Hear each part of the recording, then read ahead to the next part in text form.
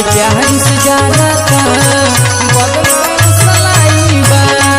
लोग प्यार से जानता बदनाम सलाई बा। आई भैया हम गुड़िया राठौर आप लोगन के बीच में एगो बहुत ही दर्द भरा गीत लेके आइल बानी। ए सतीश भैया एगो प्रेमिका है अपना प्रेमी से कुछ कहतिया और कौना भाव में कहतिया, आई गीत के माध्यम से सुनी जाए भैया। युगो युगो का प्यार है ना रूप बदलती हूँ,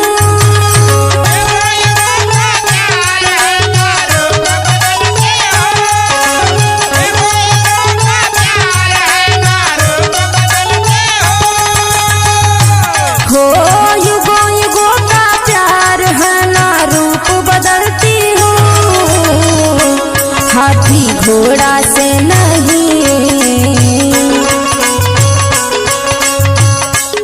हाथी घोड़ा से नहीं मैं तो पैदल चलती हूँ।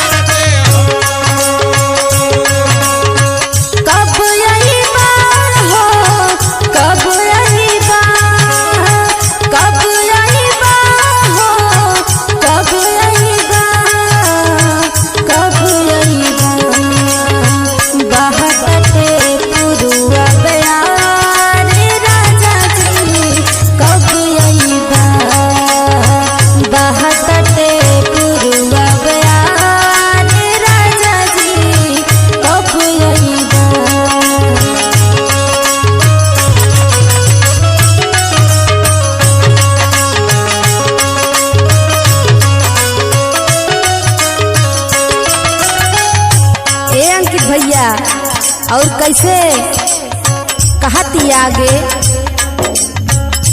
मम्मी के प्यार हम कबो न भुलैनी, तोहरा के अपना हम गोदी में सुलैनी।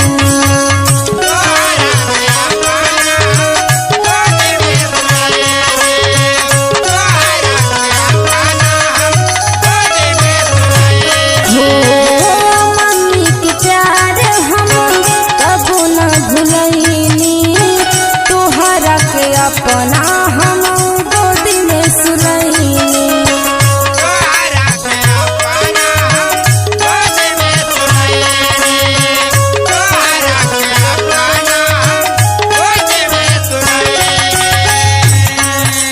किसी से नहीं खाली तुमसे प्यार करती हूँ, किसी से नहीं खाली तुमसे प्यार करती हूँ।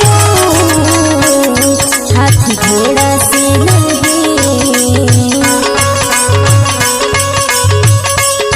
हाथी घोड़ा से नहीं मैं तो पैदल चलती हूँ।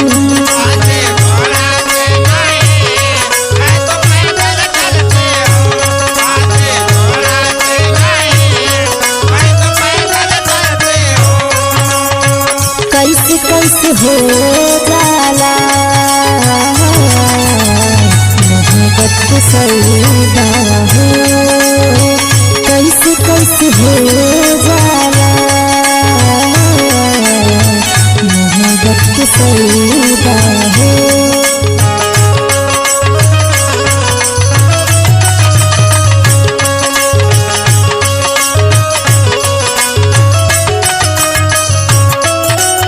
और आगे सुनाइए भैया,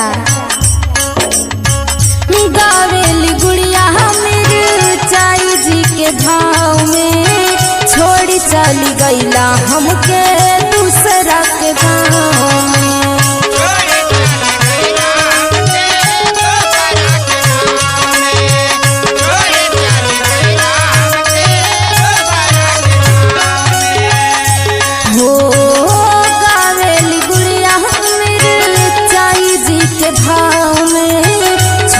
चली गईला हमके दूसरा के गाँव में।